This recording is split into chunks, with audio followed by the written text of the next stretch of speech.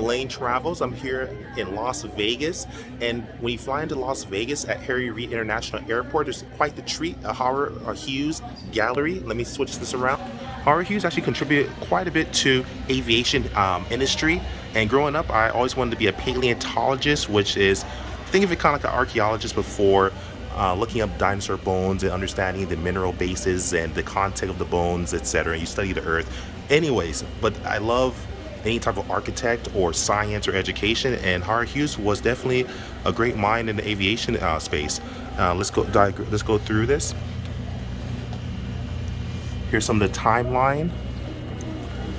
This is where Hughes became part of the TWA. In 1939, when he purchased 21% of the company. By the end of 1940, Hughes owned 70% of the company. He just had a huge impact. And this kind of run through. And it's all at the actual airport. That was Hughes. That was called Hughes Air West. They used to call it the Flying Banana. The yellow color would make it stand out.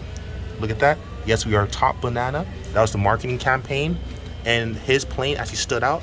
They're one of the first of their kind to actually have their own fashion sense. Like this right here. See, look at that, Las Vegas Hughes Air West. That was the company's name. As it states right there, as he had during his time as owner of TWA, Howard Hughes set new standards for the airline industry with his operation of Hughes Air West. The airline had been formed originally as Air West in 1968 through the merger of three regional airlines, Bonanza, Pacific, and West Coast. When the airline was acquired by Hughes, which is Howard Hughes, the next year, a decidedly new image was created, which is this. For the stewardess. Look at that. So it's pretty cool. So this stewardess uniform shows part of that design concept. The bold color and graphic statement were also utilized in the airline's advertising and aircraft liveries, creating an easy recognized airline identity. So it's pretty much a marketing campaign. And this was an actual leather jacket that was worn by Howard Hughes as well.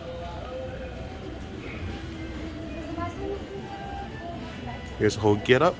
He actually was one of the single-handedly one of the people who brought a lot of genius to aviation, and he actually holds record still where he actually conduct flight tests. He built his airplanes and he'll fly them. So look at this. This leather flight suit was worn by Howard Hughes on some of his world record flights during the 1930s. The aviation industrialists created many advances in aircraft design and manufacturing.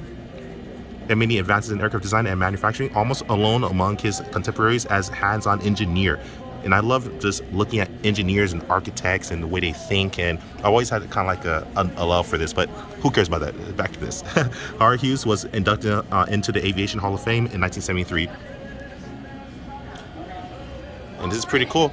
And his airlines was actually here in Las Vegas, as it states so elegantly right here. Look at that, security badge patch. This is a security badge patch. And matchbook from Hughes Aviation Services. Hughes Aviation Services purchased George and Peg Crockett's Alamo Airways at McCarran International Airport in 1968. And later purchased Thunderbird Field, today's North Las Vegas Airport. Hughes had plans to build an airport for supersonic aircraft and trade it to Clark County for McCarran, but the plans never came to fruition. Just was definitely ahead of his time. And I fly around quite a bit all over the world, and have to take my hat off completely to Howard Hughes and to all the early trendsetters and engineers and architects.